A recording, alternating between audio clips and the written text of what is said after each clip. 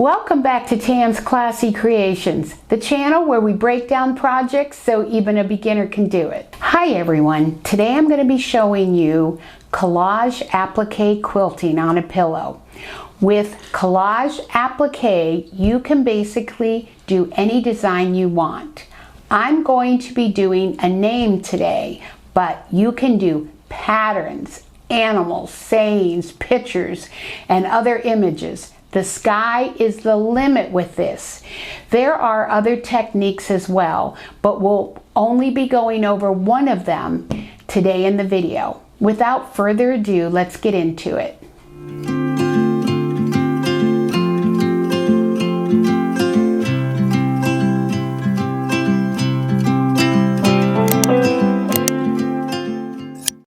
The supplies we need for this video are Lite Steam-A-Seam 2, or you could use another fusible web.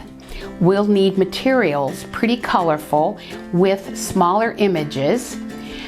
We need monopoly thread. We'll need to use a Topstitch needle, an 8012. We will need some kind of tearaway stabilizer. I'm using Pelon 806. Then we'll need a medium to lightweight interfacing. We'll need some cardstock. Now we could use a Cricut. I cut my letters and my designs out with the Cricut, but you can hand do those. We'll need a rotary cutter and an iron. Then I'm making a pillow with my collage. We will need something to put the collage on. I have a canvas background. It's going to be a pillow, so I don't have a bottom fabric, just my batting, and I've already quilted it. So this is what I'm going to use to put my collage on. The first thing we need to do is prepare our fabric, and I've already attached the Steam-A-Seam 2 to the back of each of them. I want to quickly show you how to attach the Steam-A-Seam Lite to your fabric. So I'm going to pull off the backing, not the yellow-sided dotted. We're going to pull off this, and we're going to take our sizes, whatever we have, and we are just going to put them on. Let's see, I got a big one here. I may have to cut this one, or we'll have this little. Now, I would put another piece. I'd cut this and put it here. Then we'll press it, and then we'll cut these pieces out. That's how I do it. Now, I'm going to leave the backing on. You can take it off. I prefer it on. Now, we need to cut it into small shapes for our collage. You can use a ruler, but I like the control of no control. Well, you can cut. When I'm going to cut, I can cut around my shapes, and I can get really the graphics that I want on.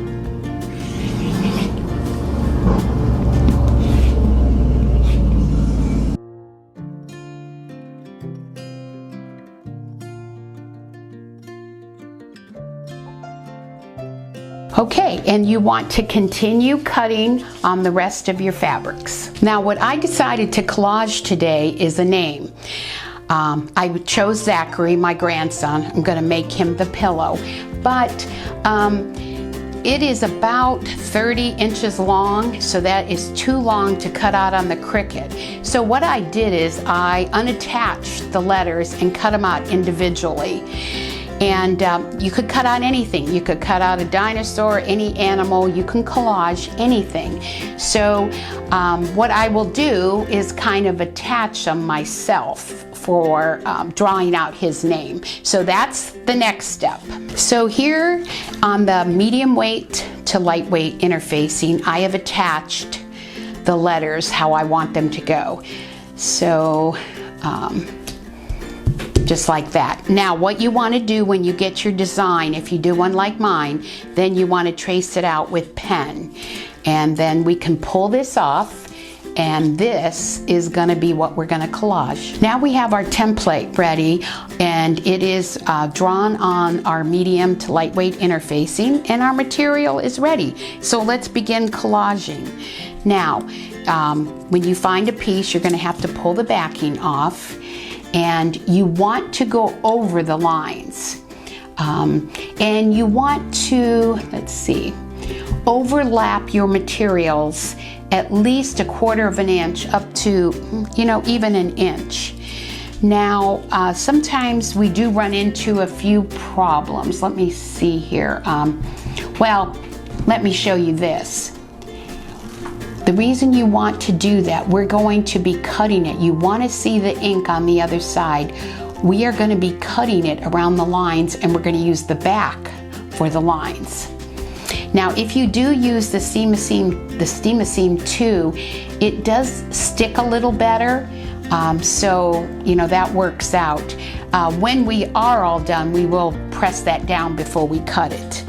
But say we have this piece here, and this kind of sticks out as we cut it, and maybe you want to place it here, but if you wanted something underneath, you can still come in and use your scissors to cut it a little bit better to fit your design.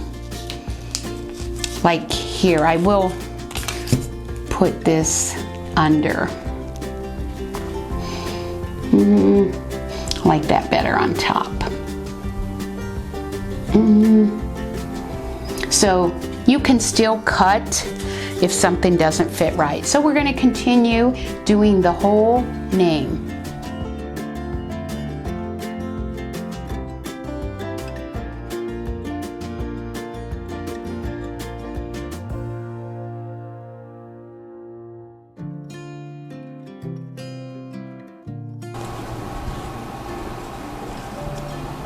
Now, once you've pressed it and cut it out from the underside, you want to put it on the stitch and tear so it is tearable.